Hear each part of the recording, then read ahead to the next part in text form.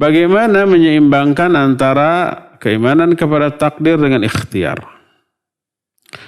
Ikhtiar itu bagian dari yang sudah ditakdirkan oleh Allah Azza wa Jalla. Untuk meraih takdir yang baik, kita harus berikhtiar dengan ikhtiar yang baik, semaksimal yang kita bisa.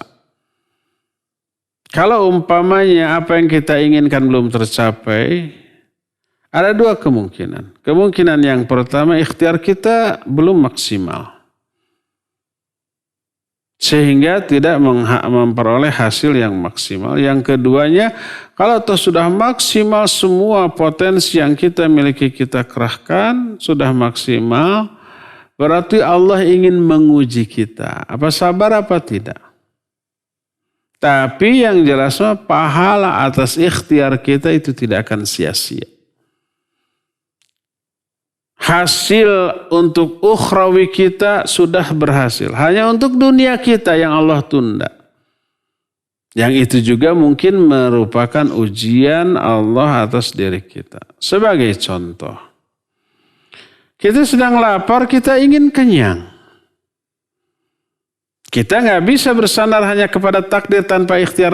Mungkin saya sekarang sedang ditakdirkan lapar. Kalau sudah sampai waktunya ditakdirkan kenyang, akan kenyang. Tapi kita tidak berikhtiar makan, ya tetap lapar lah.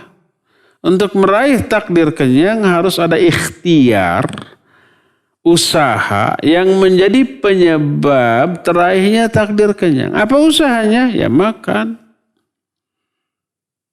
Kalau isi udah ikhtiar makan, tapi tetap lapar.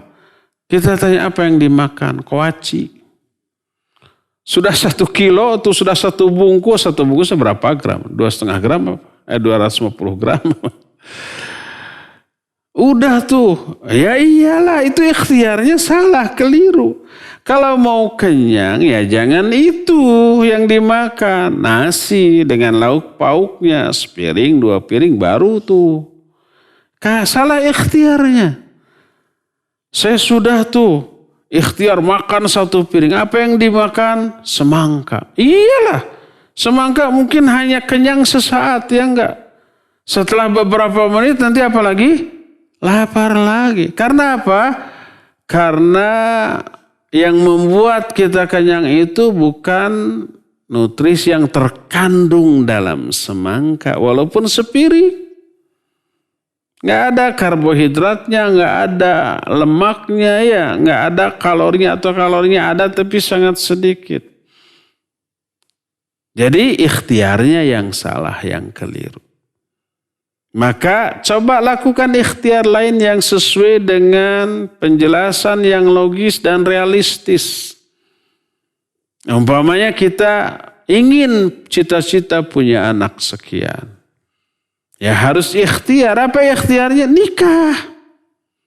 Gak bisa umpamanya saya sekarang bujang, ditakdirkan belum punya anak. Kalau nanti Allah mentakdirkan saya punya anak, pasti punya anak. Tapi gak nikah, ya gak bisa. Nikah. Setelah nikah, saya sudah nikah tapi gak punya anak. Sudah melakukan hubungan belum dengan istri? Enggak, istri saya di sana, saya di sini LDR. Ya gak akan punya. Oh katanya untuk punya anak tuh harus nikah. Saya sudah nikah, tapi belum punya anak juga. Ya salah tuh.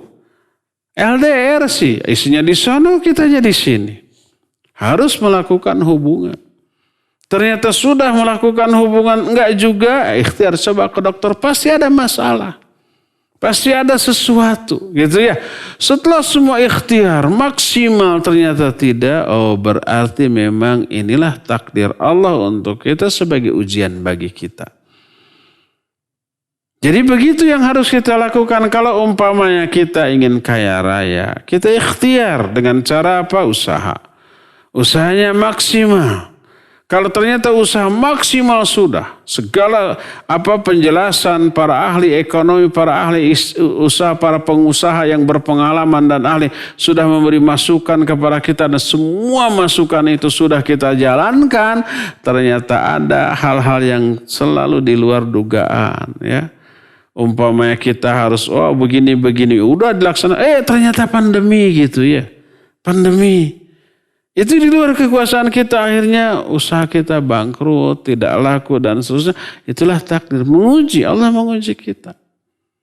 Ada tuh kawan-kawan saya umpamanya di daerah mana ya, sekitar Raja Mandala, Cipatat begitu ya.